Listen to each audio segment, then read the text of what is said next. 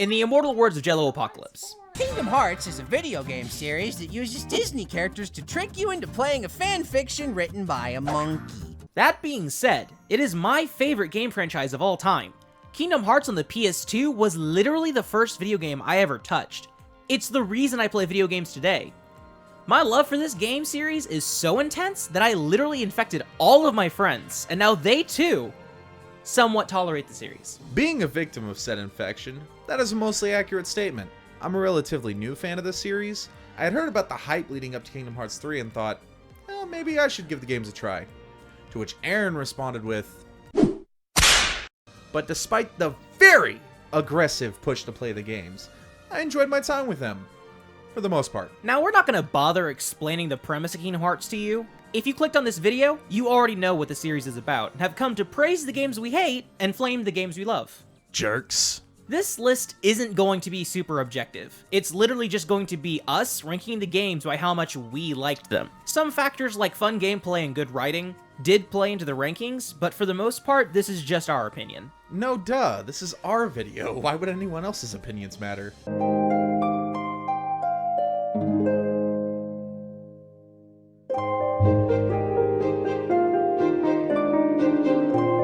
Disclaimer, the release of this video has been delayed many times. The script was written and recorded well over 2 years ago. As a result, the following entry is missing information regarding Kingdom Hearts Union X, Unchained X, Dark Road, etc.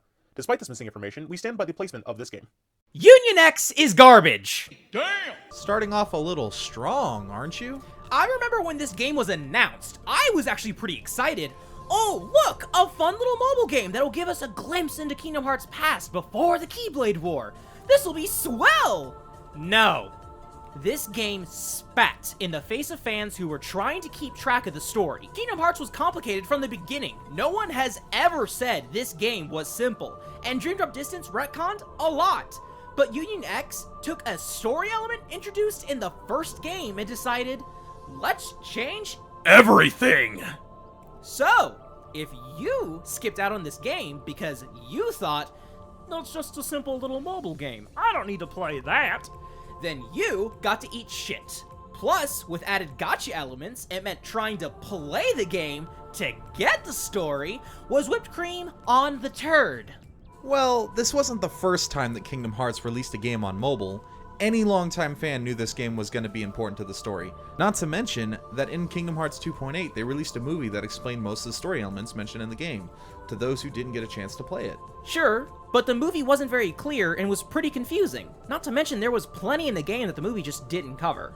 And since it was a game that was building up to the release of Kingdom Hearts 3, and was releasing things up to and after 3's release. So if you tuned into this thing, hoping to be fully caught up before you experience Kingdom Hearts 3, you can't! That is plenty reason enough for me to put this game on the bottom of the list. I mean, I agree with you. I just wanted to point that out.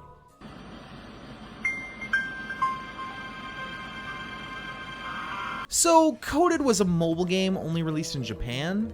From the clips we could find on YouTube, the gameplay looked fine, but it can't really place higher on the list, mostly because this and Union X are no longer available to play. So...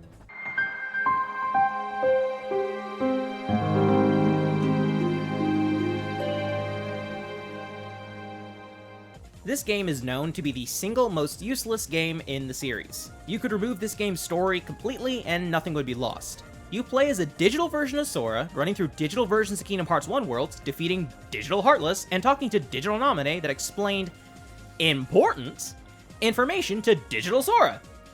Sure, King Mickey is there too, but he already knew most of what Naminé says.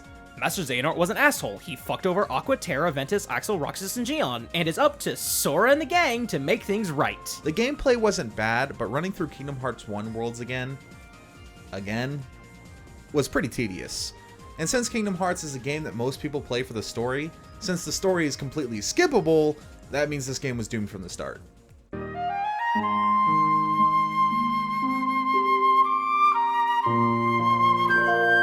I know we're gonna get some flack for placing this one so low, but this game sucks.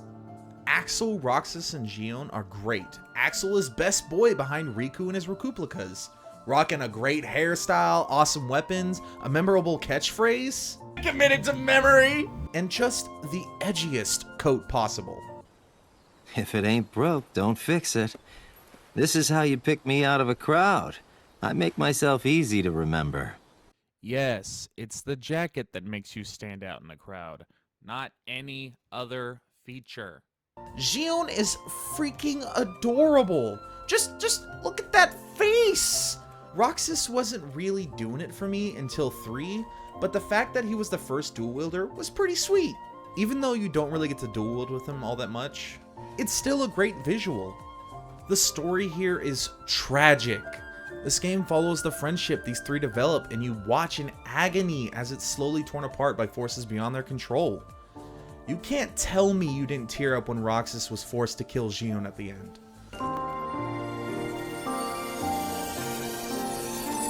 Am I the one who did this to you? No. It was my choice to go away now. Or get chills when Axel says, Go on, you just keep running. But I'll always be there to bring you back. this game provides so much context to 2 and is necessary for the finale of 3. This game is an absolute must. Well, the cutscenes are a necessary watch, but the game itself is a little poo-poo. Being on the DS, most of the game is artificially stretched out. Worlds don't have an organic story that the characters experience. There's a mission system that dictates what is done there until it's time to return to the castle in Angst. As a result, you oftentimes find yourself kind of zoning out until the next ice cream eating scene happens. I know we just knocked a lot of points off of Recoded because bad story but good gameplay. But when the gameplay is this monotonous, you'd be better off just looking up the cutscenes on YouTube. Which Square agreed with, because all future releases of 358 are just the cutscenes, with little text scrolls that you can read through if you care enough.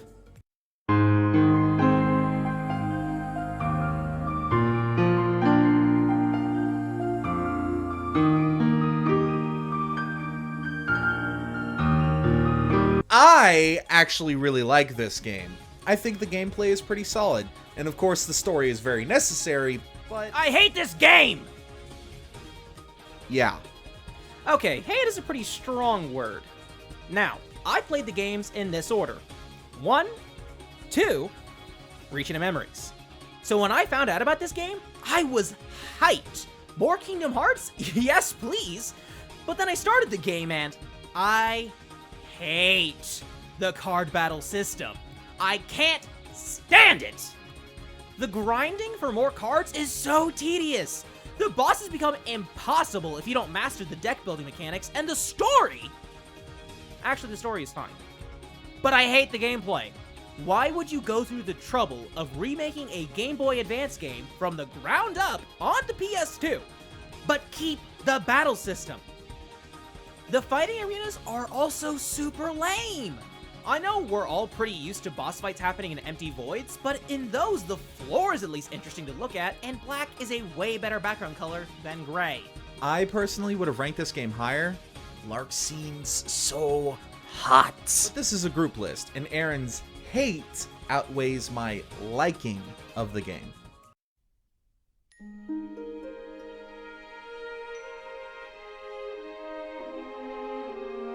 So as I said before, I played all the games I could just before the release of 3, with Aaron's help. So when I got to Dream Drop Distance, I was very into the games. I had just had a great experience with Birth by Sleep, and then moved into this one. I loved flow motion. It is one of my favorite mechanics in Kingdom Hearts, to the point where I was crushed by its half-assed inclusion in 3. As a massive Pokemon fan, I love collecting the Dream Eaters. I even liked Flick Rush, that optional minigame that you do once and then can ignore. I actually got pretty good at it. I had decided I was going to take the time to be a completionist on this one, and get all the Dream Eaters. But not just collect them, but level them up fully, and maybe, just maybe, try for the Platinum Trophy. Until I found out you only get the level abilities from Dream Eaters currently in your party. I spent hours grinding up these stupid, heartless wannabes because I wanted to be jacked for the final boss, especially since I had some difficulties with the final boss rushes in previous games. When Aaron went through my skills and pointed out that I was missing a giant chunk of them, now I know what some of you are going to say. The game tells you this in the beginning, but I missed that part due to having to break up my gameplay sessions because of work. 2 months of on-again, off-again gameplay wasted. So I fucking finished the stupid-ass time travel bullshit story in one night and then didn't play the next game for an entire month. I thought the gameplay was fine, but the story is the single most convoluted in the series. In my opinion, it's a game you play once and never touch again.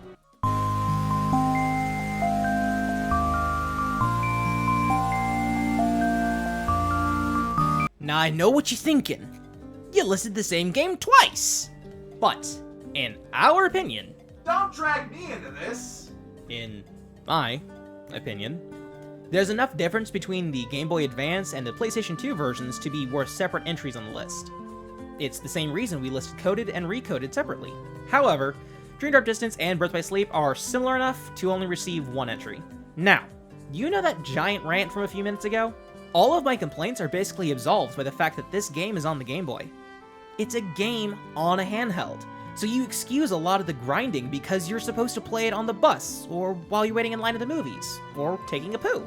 And the battle system works because the Game Boy couldn't do all the flashy graphics and complex mechanics that the PS2 could. As a result, it is a much more enjoyable gameplay experience. It's also pretty fun to see the cutscenes from the PS2 version and then go back and play this one and see all the changes that were made. It's worth at least an exhale through the nose. I would only put the PlayStation version of the game on this list, but it's not worth losing your heart over. Don't you mean your head? Not in this game.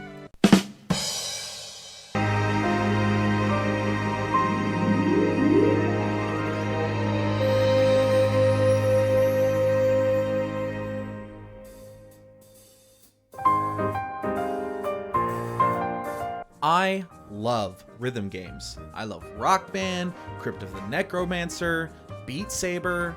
So when I heard that Kingdom Hearts was releasing a rhythm game, I was sold. It's ironic, however, that Aaron is better at the game than I am. Well, I'm an old fan of the series. You're a new one.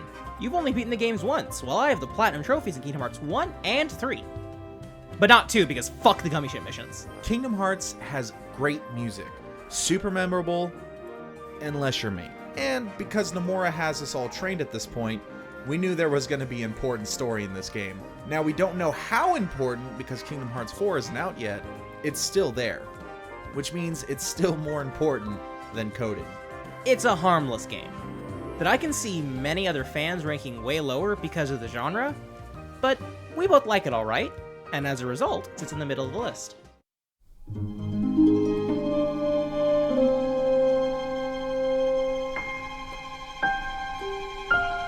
Aqua is best girl and the real protagonist of Kingdom Hearts.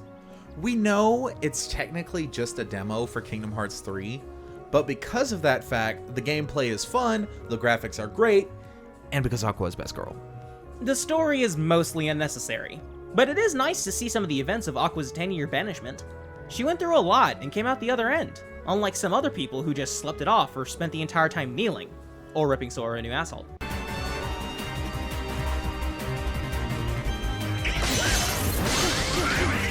Plus, you can give Aqua cat ears and Cyber Angel wings! Also, Dark Aqua can step on me. Yeah, just going to ignore that one entirely.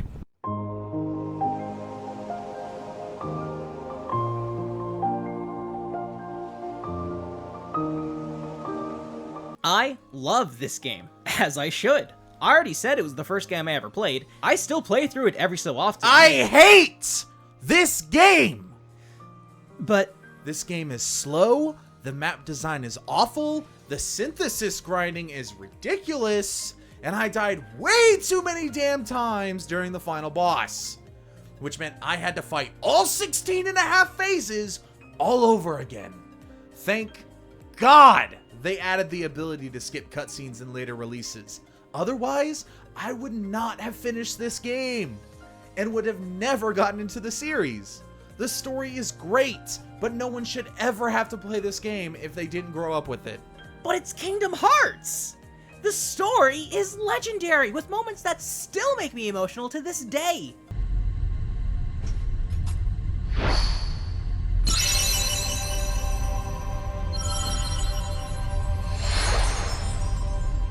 Every single character has charm and personality. Every world is exciting to explore. Every world? Okay, there's no exploration in Olympus Coliseum, but the cups are a great way to get experience and are a fun challenge. The combat is one of the major issues with the game. Sora attacks super slowly and has basically no options for enemies who are beyond the reach of his Keyblade. Sure, he has magic, but most of the time you're saving that to heal or cast the wind spell. Plus, Olympus Coliseum is the worst world in any of the games. Okay, I see your point, but fighting Hades, Oogie Boogie, Ursula, Captain Hook, Jafar, Maleficent, Chernabog, putting these villains that potentially scared you as a kid in their place is so satisfying. What a load of bulk. Too bad most of those boss fights are trash, and for all the flying or underwater boss fights, taking away your ability to dodge is a stupid mechanic. Not to mention, the exploration is annoying because of Sora's slow move speed and awful jump before you get high jump and glide. I get it. Mechanically, it's very clunky and unoptimized. But it was the first game in the series and came out on the PS2. On the PS2, arguably one of the best consoles of all time, Kingdom Hearts was one of the best titles on the system, even despite its massive game library. Yes, it's old, but so are Disney classics. And that's exactly what Kingdom Hearts 1 is. A classic. But it still sucks. Liar!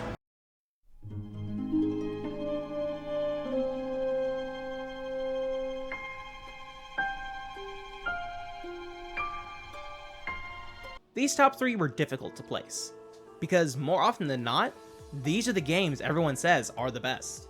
Being Kingdom Hearts games, they all inevitably have their flaws, so we had to see which games covered their flaws the best, not including nostalgia. It's a classic, man! The game is magic!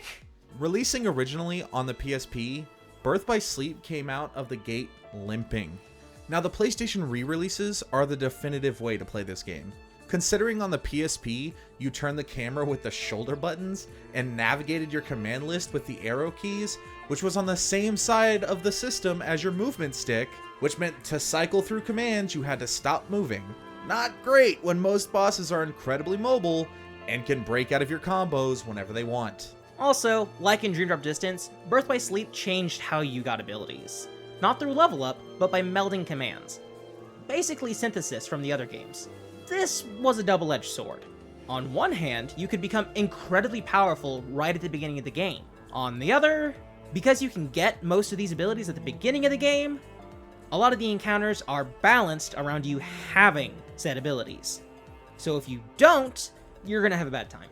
All that being said, getting from start to finish isn't that hard, with the only real jump in difficulty being at the final boss of each character. Because for the first time ever, you get to play as multiple characters with their own unique stories. Well, the second time, but this one is a lot better. Playing as Aqua, Terra, and Ventus was amazing. Seeing each of their perspectives and the unique ways Xehanort manipulated them was a real piss-off. In a good way. This game also solidified Xehanort as a character, really ironing out his motivations. He isn't a crazed wackadoo like Ansem and Xehanort who are obsessed with darkness. He's a morbidly curious individual. He sees no issue with letting those around him suffer if it means receiving an answer to a question. That's a much more interesting character motivation, and one I really wish he had kept. Vanitas is also a pretty cool addition to the cast. The Sora Roxas thing didn't really make sense in Kingdom Hearts 2, but this one made a lot more sense and is way cooler in my opinion. The Keyblade is made of your heart too, idiot. If you destroy it, your heart will vanish forever. Despite its very obvious flaws, Birth by Sleep paved the way for the games to continue after the bow Kingdom Hearts 2 had left wrapped around the series, and did so in a way that makes sense without massively retconning previously established elements. Dream Drop Distance. Subtlety. Speaking of which...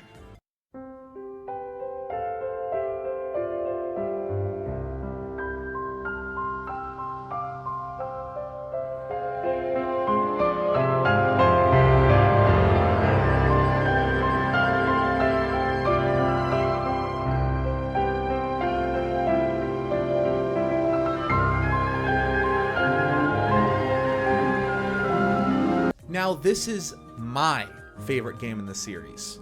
This game looks amazing, the gameplay is awesome, and the world choices were fantastic.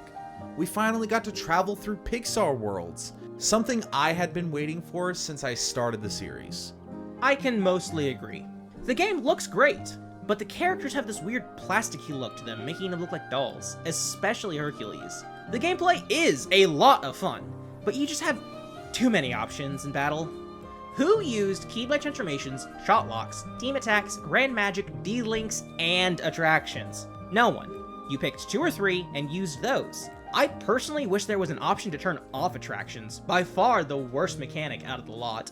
I don't know, I'd say D-links were the worst. They took a few mechanics from Birth by Sleep, but unlike shot locks, which were better in this game because it doubled as a movement ability, D-link was done worse. They were just summons, which was already a take it or leave it mechanic in previous games. But now they added stupid mini games to each of them. I think most people only linked once to check them out and never used them again. It can't be understated how disappointing the story was in this game. Advertised as the climax to the Xehanort arc, this game had a lot to resolve and pay off. Friends to reunite, wrongs to right, bitches to slap, but all of that was just thrown in at the end. Sure, there were some hype moments. Who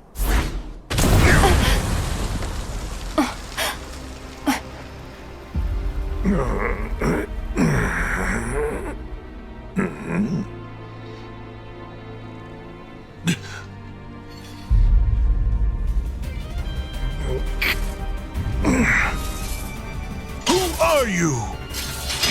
Got you, Xehanort. But so many of those moments were just underwhelming. Good morning, Ven. Good morning, Aqua. As a long-term fan, Aaron took the ending super hard. But as a newer fan, I think it was done pretty well. Minus Xehanort's defeat. That was some bullshit. Kingdom Hearts 3 is a great game to play, and the DLC added even more fun. But as a game that should have been this epic finale that left fans openly weeping at multiple moments, it just rang hollow at times. By the way, best Heartless boss fight in the series. No contest. Fight me.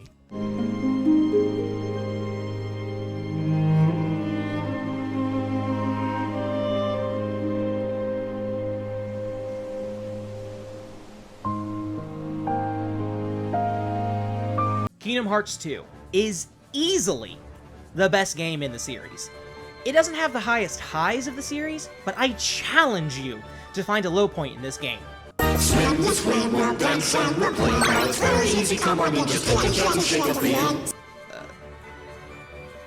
Okay, but name 2.